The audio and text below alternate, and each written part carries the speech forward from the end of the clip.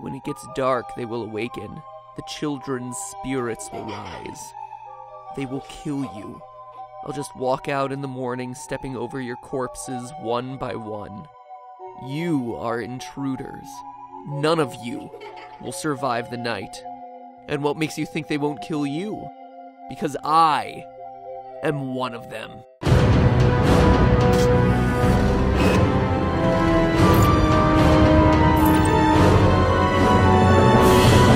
Hello, Internet! Welcome to Game Theory, still available to consult on the FNAF movie's storyline. Seriously, Scott, I'll be waiting by the phone because I can practically guarantee I've put more collective hours of thought into counting animatronic toes, tracking eye colors, listing out the differences between pizzerias, diners, and rental services, parsing out your phone guy calls, and counting and recounting again the number of dead child carcasses left in your story's wake than literally anyone else out there. I mean, I've even gone so far as to do the unthinkable for these sister location videos. That's right, I reread The Silver Eyes. In an ironic twist, it took longer than the actual game. Now, here I am piecing together this script after, I kid you not, a weekend spent doing nothing but thinking about these games, writing and rewriting timeline after timeline to account for all the nonsensical Easter eggs shoved into this 4-hour experience. And you know the conclusion that I've reached? That your version of events isn't satisfying. That any theory I come up with that attempts to bend over backwards and cobble together every line of dialogue, design detail, and character motivation will be overcomplicated at best and inherently flawed at worst. And that's not me admitting defeat, it's a fundamental problem with the series right now. This one just tried too hard to do too many things. You've got elements of the past 4 games mixed in with FNAF World, mixed in with the book, all of which at this point have questionable canonicities, conflicting storylines, and competing dates. Couple that with characters that mimic other characters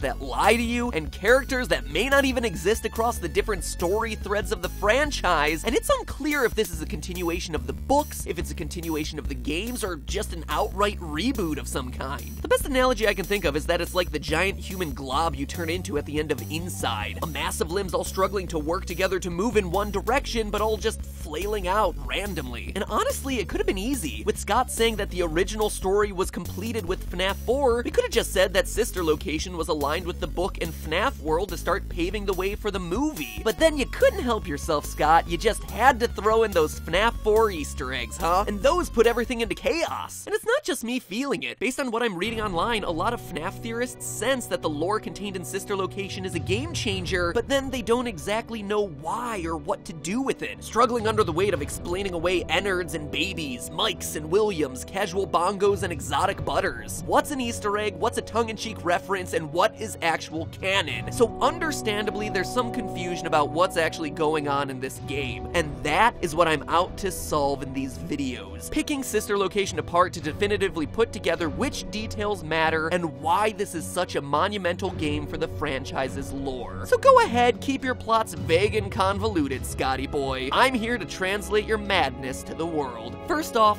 who are we playing as? Historically, the protagonists of Freddy's games have had a varying degree of importance. There are those like Mike and Fritz who, for all we can tell, were just names with the sole purpose of filling out the "to" line on a paycheck. Sure, they may have been retconned into some importance now, but they were never really intended to be that way. Then there was the crying child of FNAF 4, hospitalized and trapped in a waking nightmare. Slightly more important, I would hazard to say. And the game recognizes this as, during your first encounter with the new animatronic baby, she calls out, "It's a strange thing to want to do, to come here.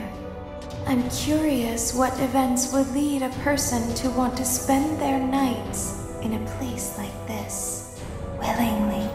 Maybe curiosity, maybe ignorance." Answering the question of who you play as in Sister Location is more important than any of the rest of the games in the franchise, since it practically dictates every other element of this story. Why you're there, what the endings mean, what this location stands for, how this fits into the overall timeline. It's a big deal. Now personally, based on the silhouette in the mirror, my first guess is to say that we're playing as Rick Astley, and Scott is just committing the most elaborate Rick roll in history. I mean, just look at that hair. It's an exact match, and let's face it, Scott has proven that he's not above trolling us. But assuming he has a little bit more respect for the fan base than that, there can only be one possible conclusion here. In Sister Location, we play as William Afton, purple guy himself. And no, I'm not just saying that because the eyes in the ending are purple like literally everyone else on the internet's been saying. Sure, it's a nice detail that may hint at Scott's intentions, but it's not proof. For proof, we begin by turning to the in-game dialogue. On your quest to unlock the game's fake ending, the animatronics taunt you with these little bits of dialogue, spoken by a young girl in a British-sounding accent. I'm still here. Isn't this why you came here? To be with her again? So we know that whoever the player is has some sort of connection to this mysterious young girl. But who is she? Well, throughout the game, between nights, we hear the same girl pressing her father to let her play with Baby, saying things like, Daddy, just once let me go play with her. She's so pretty and shiny. Didn't you make her just for me? From that small snippet, we can not only tell that our character is her father, but that he's also in some way the creator, or has some level of control over the animatronics. This in turn narrows the field down by quite a bit to two men, William Afton and Henry... no last name given, the two co-founders of Fazbear Entertainment as introduced in FNAF Silver Eyes. By the way, low blow, Scott, forcing people to read in order to have any sort of clue as to what's going on in the franchise now? Cause seriously, without reading the book, you would have no clue the importance of William Afton. Oh well, that's what I'm here for. I read it so you don't have to. Kinda like the Nostalgia Critic. Anyway, based on the girl's accent and William Afton's similar dialect at the beginning of the game, she can dance, she can sing. She's equipped with a built-in helium tank for inflating balloons right at her fingertips. it would seem as though we have ourselves a match. You are the father! Let's not be too hasty there, Maury. We can be even more sure. In the game's real ending, you get yourself tricked, becoming animatronic fodder as the machines scoop out your internal organs and replace them with endoskeleton cords. Now, this really bothered me, since it's like the antithesis of what we expect from our stories when we beat the game. Here I am wanting to finish my night and return home to my basket of exotic butter, but no, that's reserved for the fake ending. Becoming a flesh suit is somehow canon to the series. I wanted to write it off as jumping the shark, like, hey, we're getting a little bit too absurd right now, but then I realized that this is a franchise built on haunted animatronics chasing you through a pizza restaurant after they've been killed by a serial killer hiding in a mascot suit filled with killer springs. So, crossing the line of absurdity? Yeah, I think we're long past it at this point. Becoming a flesh suit is an oddly specific event to be integral to the lore, and yet, there it is. So we're left with two options. Scott's either completely lost it at this point, or he has some other plans for this character. And indeed, he does, as the novel once again shows us why this odd story turn is so important. In its pages, we're treated to all sorts of lines that make it clear Mr. Afton is the one who gets himself stuffed. Page 407, quote, "Charlie, there's something different about him. It was as if the guard, the man they had met, had been stripped away, and what sat before them was nothing but a blank canvas," end quote. And again, 2 pages later, quote, Dave is the fake name for William Afton in the novel. He's hiding out in another identity. Long story. Anyway, just go with it. Dave's body moved upward, straightening, but the movement was too smooth. He seemed to make no effort, use no muscles, and exert no energy. Dave's eyes opened steadily, glassy, and without emotion, like the robots on the stage outside, end quote. And there you have it. That totally just spelled it out for us, didn't it? Like the robots on the stage outside. In fact, the book makes a huge deal about Afton's eyes, over and over again, like when the character John describes seeing Afton kidnap his friends on pages 120 to 122. Quote, "The eyes, they were all I could see. They were dead,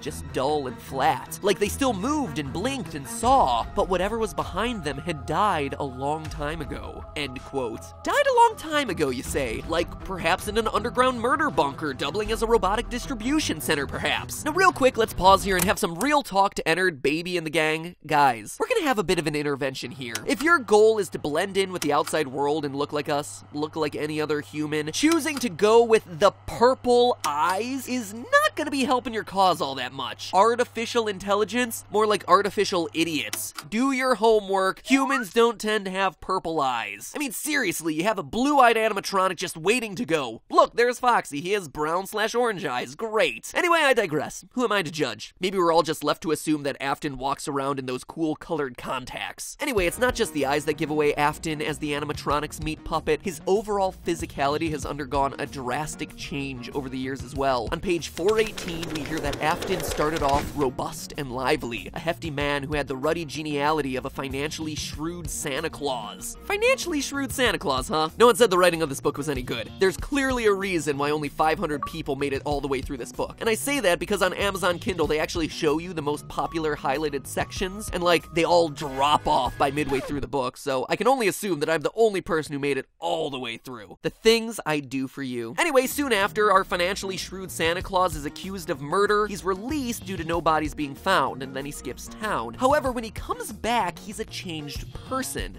Quote, Afton had been fat and affable. The man in the picture was sallow and thin, his skin sagging and his expression unpleasant, as if he had forgotten how to smile. He looked like a poor facsimile of himself. End quote. So when he comes back to town, he's not only lost a ton of weight, but he looks like a poor copy of himself? So that's us reading the subtext of these lines, but you don't even have to read between those lines. Afton tells us directly in the quote I used at the top of this episode. Quote, and what makes you think they won't kill you? John said again. Because I'm one of them, he said. I mean, let's face it is hard to argue with that one. He is outright saying he is an animatronic. Reading the book the first time, you all assume it's like, oh, he has a kindred spirit with these animatronics because he loves them so much and he dresses as one and this and that. But oh no, after playing Sister Location, it takes on a whole new meaning. Now, there are two major complaints against the Afton theory. One, that Baby's first lines are, I don't recognize you. You are new. And two, that none of it makes sense if Afton bleeds out in Springtrap in FNAF 3. But there's an easy answer for both of these situations. First, think back to the FNAF World ending, where Desk Guy, who in our last episode we establish as Henry No Last Name Given, William Afton's partner in the Freddy Fazbear's franchise, confesses to building Baby. He's the creator, the one Baby would be most familiar with and not necessarily Afton. So Baby not recognizing Afton isn't all that much of a stretch. And regarding Purple Guy's death, we see in the book that William is covered in scars. Scars left over from surviving one major round of Springtrap failures. Quote, Dave had been shirtless under the costume and now his bare chest was clearly visible. His skin was horribly scarred, with raised white lines that scored his flesh in a symmetrical pattern, each side of his body mirroring the other. He raised his arms and turned slowly in a circle, giving Carlton ample time to see that the scars were everywhere. Also note that we never actually see Springtrap die in FNAF 3, just collapse into his own pool of blood and shiver there. The light never drains from his eyes. And Silver Eyes shows that it's not only possible, but that William has indeed survived a Springlock failure in the past. So could the FNAF 3 incident be the reason he has all those scars in the book? Absolutely. Also, according to the timelines, the events line up. All of the events of Silver Eyes take place in 1995, placing it long after any events that we've seen in the games thus far, with the exception of Fazbear's Fright, which may have been a hallucinogenic dream sequence anyway. So all in all, cool story, bro. We play as Purple Guy in Sister Location. Thank you for selecting Casual Bongos. But why? What does all this mean for the plot of the game? It actually explains a lot, but from here it also tends to get really complicated, because now we're dipping into the FNAF 4 surveillance footage, FNAF 4 locations being tied to Sister Location, child experimentation, and the identities of Baby and Ennard. So instead of rushing my way through it to get it all done in time, I'm gonna pause right here and hold all those explanations for the next episode. Now that we know who is playing the game, we need to know why and how it affects the rest of the series as we know it. So click that basket of exotic butter to subscribe and be informed of when the next half of this theory comes out. And in the meantime, listen to these casual bongos and do me a favor and vote. Sister Location, yay or nay? Was this the game that you were waiting for, or did it end up under-delivering? Click on one to choose and I'll let you know next time how y'all voted. And in the meantime, remember, it's all just a theory. A game theory. Thanks for watching.